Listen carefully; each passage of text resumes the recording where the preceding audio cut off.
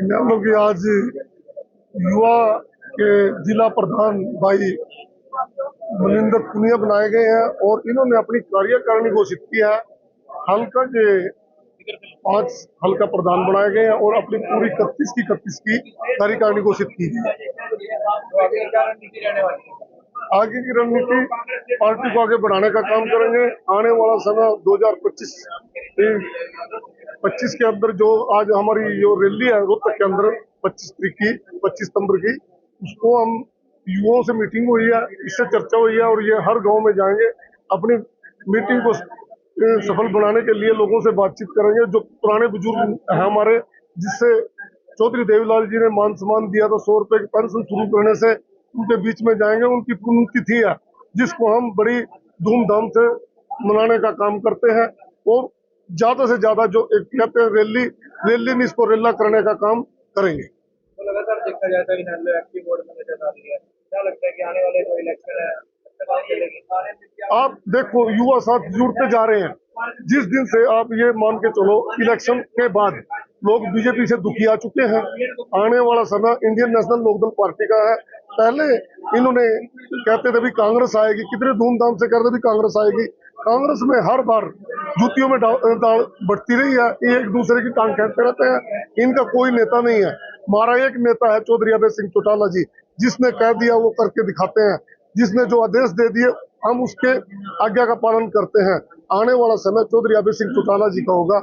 हरियाणा के मुख्यमंत्री चौधरी अभय सिंह चौटाला जी होंगे। देखा जाए तो वोट खिलाफ के जो सफाई कर्मचारी की बात करें, पीएन की बात करें, वो अपनी मांगों को लेकर पे आउट बढ़ाने के लिए प्रदर्शन कर रहे हैं, मगर नया सिंह सैनी ने कल 10,000 रुपए घूमने के लिए बढ़ा दिया एमएलए के लिए। मैं कहता हूँ जो ये बीजेपी सरकार है हर बार जुमले छोड़ती है, झूठ बोलती है। पिछले दिनों इलेक्शनों के टाइम में हर के घर में ये कहते थे 21 रुपए देने का काम करेंगे महिलाओं को। आज तक वो 21 रुपए ना दिए और ये जुमले छोड़ने का काम किया। 21 रुपए तो कहाँ देते गरीब आदमी को, इनके बीपीएल कार्ड काटने की हो गई है। और ये पिछले दिनों आप देख लो करनाल के अंदर कितने रेट बढ़ाए गए। मैं कहता हूँ लोगों की कमर तोड़ने का काम किया गया है इन लोगों। क्या लगता है गरीब आदमी को मकान नहीं बना पाएगा सरकार? ये कहते हैं भी अवैध कॉलोनियां कट रही हैं। अरे अवैध कॉलोनी में जो अवैध कॉलोनी होती है उनमें 10,000 रुपये 8,000 रुपये रेट होता है, और जो ये 70,000 रुपए जो ये कॉलोनियां दूसरे वर्ग काट रहे हैं, प्रॉपर्टी डीलर सारे ही नहीं के हैं, बीजेपी के प्रॉपर्टी डीलर हैं ये इन्होंने अपनी अलग से कंपनियां बनाई हुई हैं। उनमें गरीब आदमी 70,000 रुपए कहाँ से नोट ले लेगा। एक गरीब आदमी तो, मैं ये नहीं कहता भी कॉलोनी अवैध क्यों काटते, ये अवैध कॉलोनी काटना गलत है। जो कॉलोनी अवैध हो चुकी है उसमें जाकर लोगों के गरीब आदमी के मकान घेरना एक अच्छी बात नहीं है। मैं तो यही सरकार से एक अपील करता हूँ, जो मकान बन गया उस पर से टैक्स ले ले और उसको जो चीज है टैक्स लेकर उसका समाधान करे। मकान घेरना कोई समाधान नहीं होता। एक गरीब आदमी बड़ी मुश्किलों में एक मकान बनाता है। एक पिछले दिनों मैं वीडियो देख रहा था, एक आदमी उसमें अपने मकान के आगे बेहोश हो गया, मरने की टगार पे चला गया। उसने अपनी सारी जिंदगी की पूंजी इस मकान में लगा ली और वही गिरने का काम किया गया। मैं तो सरकार से ये अपील करता हूँ, ये प्रशासन का इसमें कोई वो नहीं है। प्रशासन से तो जो ऊपर से आदेश आएंगे प्रशासन उस काम को करेगा। मैं तो यही अपील करता हूँ भाई, ये जो मकान बनाए जाते हैं ये तो इनको पहले रोका जाए, नहीं रोकते तो इनके मकान टूटने नहीं चाहिए, इनसे टैक्स भरवाया जाए। मैं सुरजीत पहलवान, करनाल जिला प्रधान इनालो। कार्यकर्ताओं की बैठक किया, क्या निर्णय किया गया? ये पार्टी कोई भी पार्टी है वो संगठन से चलती है। संगठन के विस्तार के लिए आज जिला करनाल का मुझे यूथ विंग का अध्यक्ष चुना गया, पार्टी के द्वारा नियुक्त किया गया, और उसी नियुक्ति के चलते हुए मैंने जिला करनाल की 5 हलकों के हल्का अध्यक्ष की नियुक्ति की गई पार्टी के द्वारा। और जिला करनाल के जितने भी पद है, चाहे वो महासचिव का पद है, उपाध्यक्ष का है, सचिव का है, कार्यालय सचिव का है, संगठन सचिव का है, उन सबकी नियुक्ति कर दी गई। आने वाले 25 तारीख को चौधरी देवीलाल जी का 112वां जन्मदिन है, जयंती समारोह है। उस समारोह को हम एक त्योहार की तरह मनाते हैं, और ना केवल मनाते हैं बल्कि हर युवा साथी, हरियाणा प्रदेश का आम जनमानस क्योंकि हरियाणा प्रदेश को बनाने में उनका विशेष योगदान रहा है। जब कभी हरियाणा पंजाब का हिस्सा हुआ करता था तो उन्होंने संघर्ष करके हरियाणा प्रदेश को बनाया। चाहे कोई भी व्यक्ति किसी भी पार्टी से संबंध रखता हो, वो चौधरी देवीलाल जी की जयंती में जाने की भरपूर कोशिश करता है, निरंतर प्रयत्न करता है। ये हर साल हम एक त्योहार की तरह मनाते हैं और इस बार भी बड़े धूमधाम से इसकी तैयारियां चल रही हैं।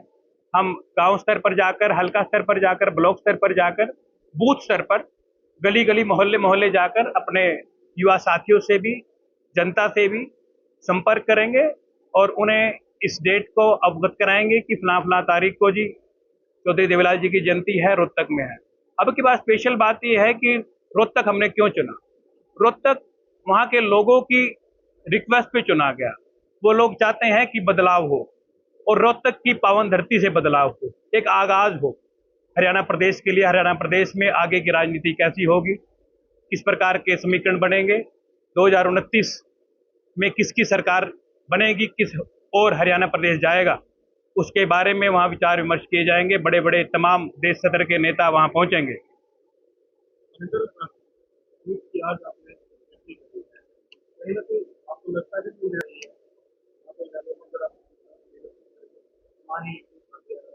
इसको लेकर किस तरीके से आप पार्टी को आगे?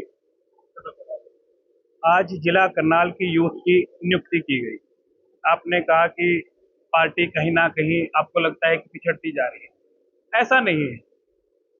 हमारी तो पार्टी का जन्म ही संघर्ष के दौर में हुआ। जब हरियाणा बना तो चौधरी देवीलाल जी अकेले ही पूरे हरियाणा प्रदेश का पैदल ही दौरा करते थे और एक समय ऐसा भी था कि हमने 87 विधायक बनाए। उतार चढ़ाव तो पार्टी में आते रहते हैं। हाँ, ये बात सच है कि हम 20 साल से लगभग पार्टी सत्ता में नहीं है, तो कुछ ना कुछ कमियां, कुछ ना कुछ खामियां रही होंगी, इससे नकारा नहीं जा सकता। उन सारी कमियों को, खामियों को दूर करके आज नए सिरे से नया संगठन, राष्ट्रीय सतर का, प्रदेश सतर का, जिला ब्लॉक सतर का या बूथ स्तर का सारा संगठन जो है नया तैयार किया गया है। भविष्य में आप देखेंगे जैसे पहले इनेलो संख्या में कम होने के बावजूद भी जनमानस के मुद्दे सड़कों पर भी उठाती रही है, विधानसभा में भी उठाती रही है। लोग पार्टी से जुड़ेंगे, पार्टी का जुड़ाव होगा, एक जनसंपर्क लोगों के साथ चलाया जाएगा, उससे पार्टी मजबूत होगी और आने वाले समय में 2029 में विधानसभा हरियाणा में इंडियन नेशनल लोकदल की पार्टी की सरकार बनेगी, ऐसा मेरा मानना है। एडवोकेट मनिंदर सिंह पुनिया, युवा जिलाध्यक्ष इनेलो करनाल में। एक आपके चैनल के माध्यम से एक बात मैं और कहना चाहता हूँ। ये कहीं ना कहीं मैं अपने पार्टी के सुप्रीमो चौधरी अभय सिंह जी चौटाला को कहना चाहता हूँ। कोई भी पार्टी, कोई भी नेता, चाहे वो प्रदेश सतर का है, देश सतर का है, जब वो भाषण देते हैं तो वो युवाओं का जिक्र करते हैं। युवा ऊर्जावान है, नौजवान है, शक्ति है, सशक्त है, युवा प्रदेश का भविष्य है, देश का भविष्य है। लेकिन उसके बावजूद भी युवा नायक है, लेकिन युवा विधायक क्यों नहीं? युवाओं का योगदान कितना है राजनीति में? 10 से 12% योगदान युवाओं का रहा है। उसके बावजूद युवाओं के लिए ना तो कोई संवैधानिक और ना ही कोई कानूनी प्रक्रिया अभी तक लाई गई है। वहीं दूसरी तरफ महिलाओं का लगभग 15% के योगदान रहा राजनीति में, उनके लिए 33% आरक्षण की सुविधा दी गई है। मैं इसके खिलाफ नहीं हूं, लेकिन हम भी अपना अधिकार मांगते हैं और मेरे नेता चौधरी ओम प्रकाश जी चौटाला वो एक बात कहते थे कि अधिकार मांगने से नहीं मिलते, अधिकार छीनने पड़ते हैं। लेकिन आज मैं यहाँ आपके चैनल के माध्यम से अपने नेता से, राष्ट्रीय अध्यक्ष चौधरी अभय सिंह जी चौटाला से गुजारिश करता हूं कि आने वाले चुनाव में कम से कम 30% टिकटें जो है युवाओं को विधानसभा की दे करके भेजें, ताकि हरियाणा प्रदेश में युवाओं की सरकार बने और एक सशक्त न्याय संगत समाज का निर्माण हो सके। धन्यवाद।